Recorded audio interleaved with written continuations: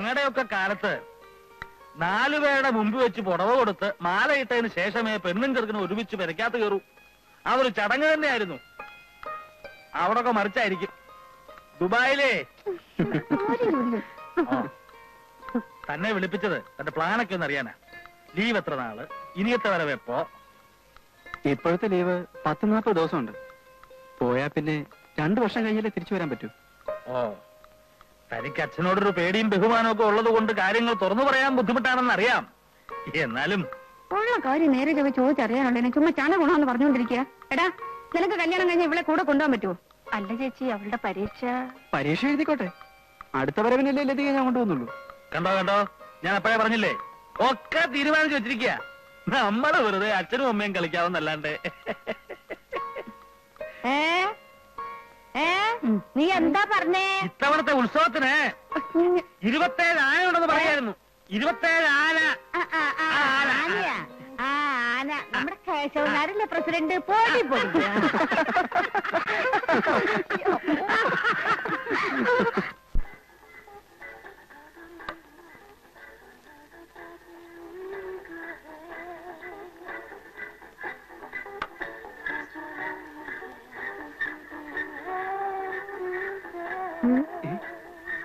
എന്താ ഇവിടെ പരിപാടി? ഒന്നുമില്ല. നിന്നെ അമ്മ അന്വേഷിക്കുന്നുണ്ടായിരുന്നു.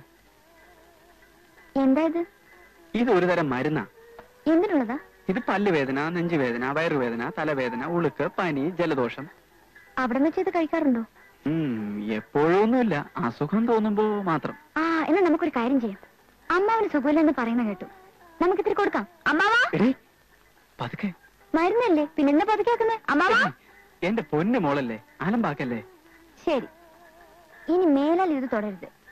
മേലാലെന്ന് പറഞ്ഞാൽ? മേലാൽ ചാകുന്നത് വരെ. അയ്യോ, അത് കുറച്ച് കടന്ന കൈയായി പോയല്ലോ മോളെ. ഒരു ചെറിയ അഡ്ജസ്റ്റ്മെന്റ്. No adjustment. സത്യം ചെയ്യുന്നു ഇല്ലയോ? അല്ല പ്ലീസ്, സത്യം ചെയ്യാം. സത്യം. പിടിക്ക്. ഇനി മേലാൽ ഈ സാധനം ഞാൻ കൈ കൊണ്ട് തൊടുന്നതല്ല.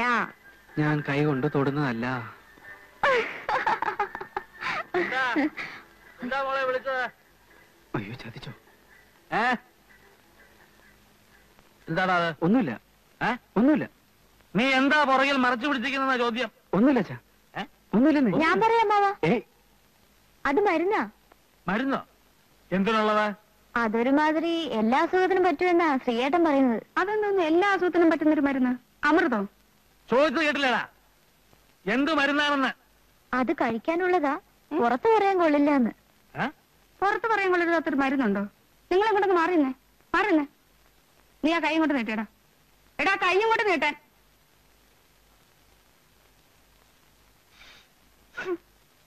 നിങ്ങളൊന്ന് മണത്ത് നോക്കിയേ. എന്താ, അത് തന്നെയല്ലേ?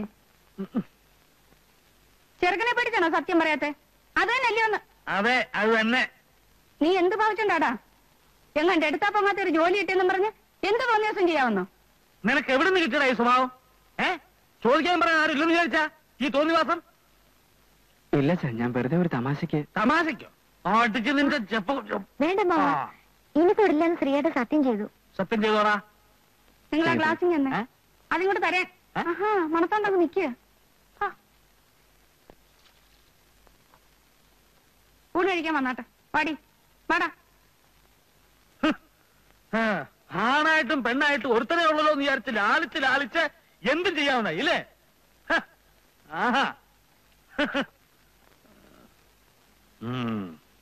നീ രാവിലെ മുതലേ അകത്ത് കയറി കഥയടച്ച് കുത്തിയിരിക്കുന്നത് കണ്ടപ്പോഴേ എനിക്ക് മനസ്സിലായി. എവിടെ താഴെയുണ്ട്. ഇതേതനം വെള്ളം ഒഴിക്കേണ്ടതോ ഒഴിക്കേണ്ടാത്തതോ? അത് ശീലം പോലെ ആകാം. എനിക്ക് ഒന്നും ശീലമില്ലാത്തതുകൊണ്ടാ നിന്നോട് ചോദിച്ചത്. ശാസ്ത്രം തെറ്റിക്കണ്ട.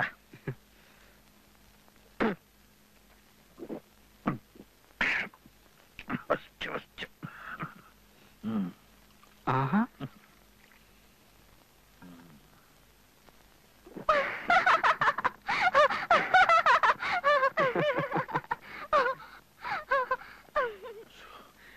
നീ അവൾ എന്ന് നിന്റെ അമ്മയോട് പറയും. അവൾ എന്നെ മൂക്കൊണ്ട് അരസി വരപ്പിക്കും. ചെല്ല, അതിവിടെ ഇരിക്കും. നീ ചെല്ലേ, ചെല്ല.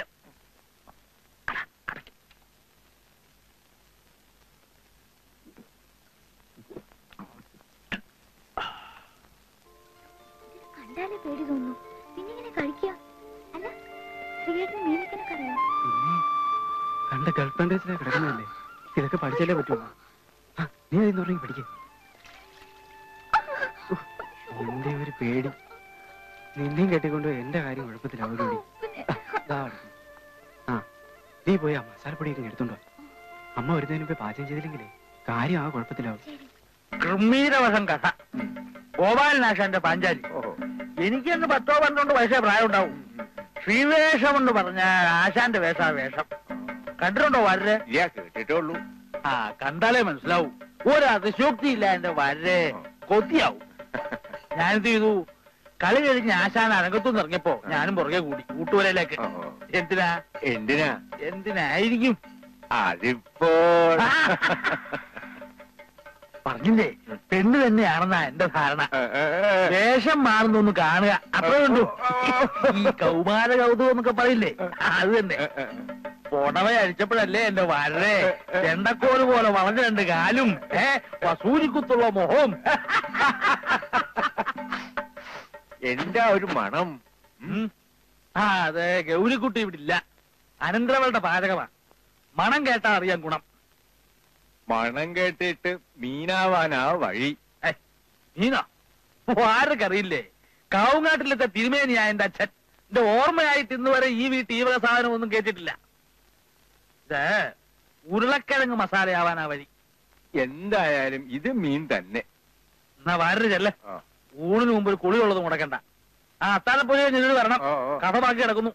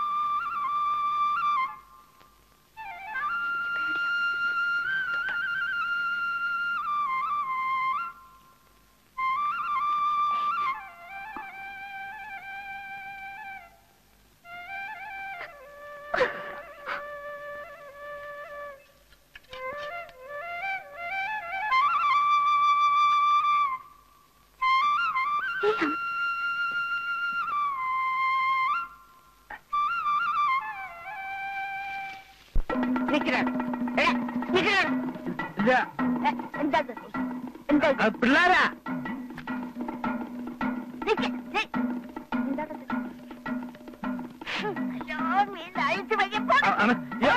ഞാനില്ല. അയ്യോ, അല്ല, അവരാ പിള്ളേരെ. അടിക്കല്ലേ,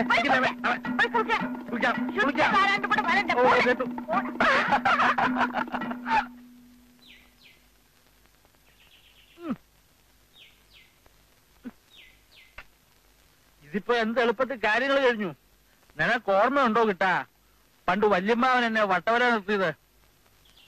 അപ്പോ ഞാനും ഗൗരിയും തമ്മിൽ അങ്ങനെ പറയത്തക്ക ബന്ധമൊന്നുമില്ല. ഒന്ന് കണ്ടു, ചിരിച്ചു, അത്രയൊക്കെ ഉള്ളു കേസ്. എന്നിട്ടും തല്ലെത്ര കൊണ്ടത്. അന്നൊക്കെ ഇഷ്ടപ്പെട്ട പെണ്ണിനെ കല്യാണം കഴിക്കുക എന്ന് പറയുന്നതേ ഒരു സാഹസ. ഇപ്പോഴോ കണ്ടില്ലേ, എപ്പോ നോക്കിയാലും രണ്ടും കൂടി എന്താ എന്റെ കിട്ടാ ഇവർക്ക് ഇത്രയൊക്കെ പറയാനുള്ളത്? ഒന്നും അറിയാത്ത ഒരാളെ. എന്നാ പിള്ളേരുടെ ഒരു ധാരണ. പഴയ ആളുകളല്ലേ, ഇപ്പോഴത്തെ പുതിയ സമ്പ്രദായം ഒന്നും നമുക്ക് മനസ്സിലാവൂലെന്ന് അറിയാനും. കാള വാല് വെക്കുമ്പോഴേ അറിഞ്ഞൂടെ എന്റെ കിട്ടാ.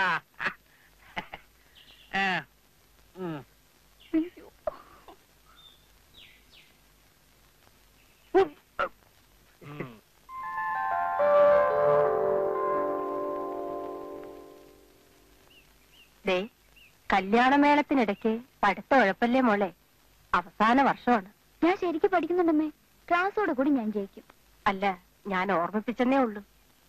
തറവാട്ടിലെ മുറ്റത്ത് ഒരു മാനസപ്പന്തലിട്ട് അതിനകത്ത് വെച്ച് നിന്റെ കഴുത്തിൽ താലി കെട്ടിക്കണമെന്നായിരുന്നു എന്റെ മോഹം. സമയക്കുറവ് കാരണം ക്ഷേത്രത്തിൽ വെച്ച് നടത്തിയാൽ മതിയെന്നാണ് ഓപ്പ പറയുന്നത്. എന്താ ഒരു വിവരം അറിയിക്കാനുണ്ട്. എന്താണ്? നമ്മുടെ ശ്രീകുമാറിന്റെ അച്ഛന് പെട്ടെന്ന് ഒരു നെഞ്ചുവേന പോലെ വന്നു. എന്നിട്ട് ആശുപത്രി കൊണ്ടുപോയില്ലേ? അതിനു മുമ്പേ എല്ലാം കഴിഞ്ഞു.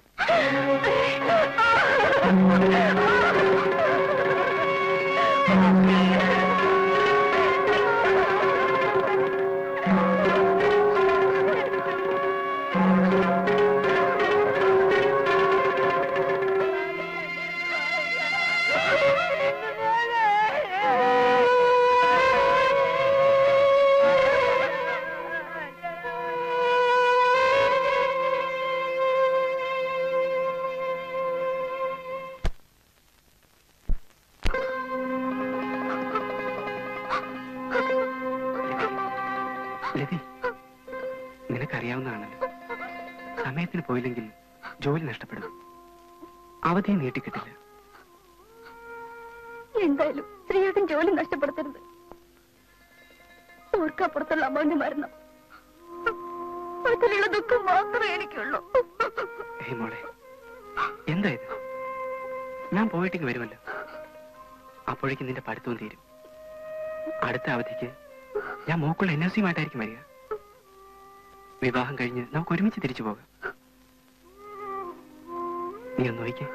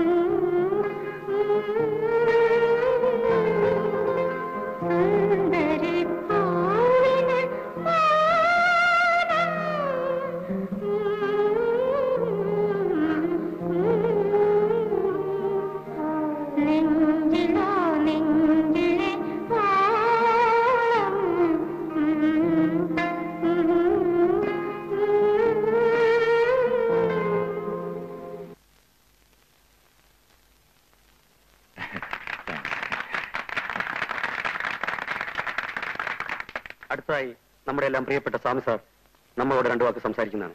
അതിലേക്ക് ഞാൻ അദ്ദേഹത്തെ ക്ഷണിച്ചുകൊള്ളുന്നു. ഒരു സഖമാണ്. ഞാൻ എന്ത് സംസാരിക്കാൻ? സാർ, ഇപ്പോഴല്ലേ പിന്നെ എപ്പോഴാണ് ഞങ്ങളോടൊക്കെ സംസാരിക്കുന്നത്? Come on sir. പ്രിയപ്പെട്ടവരെ, നമസ്കാരം. 30 വർഷത്തെ സേവനത്തിന് ശേഷം ഞാൻ വിടവാങ്ങുകയാണ്. ഈ കാലഘട്ടത്തിൽ നിങ്ങൾ എന്നോട് കാണിച്ച സഹകരണത്തിന് എങ്ങനെ നന്ദി പറയണമെന്ന് എനിക്ക് അറിഞ്ഞുകൂടാ. നമ്മളെല്ലാം ഒരു കുടുംബാംഗങ്ങളെ പോലെ കഴിഞ്ഞവരാണ്. ഇന്നിപ്പോൾ നാളെ മുതൽ നിങ്ങളെ പിരിഞ്ഞ് നിങ്ങളില്ലാതെ ജീവിക്കുന്ന കാര്യം ഓർക്കുമ്പോൾ അയ്യോ കരയാതിങ്ക சின்ன குழந்தை கரையாதே மோசல்ல கரையாதுங்க. 10 பேரு நிக்கிற இடத்துல இப்படி எல்லாம் கரையலாமா?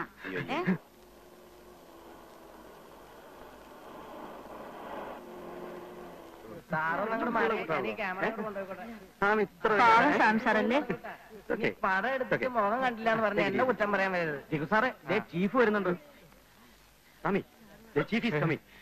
സാറേ ലേക്ക് പോയി തുടങ്ങി വന്ന് നിൽക്കണ്ടത്.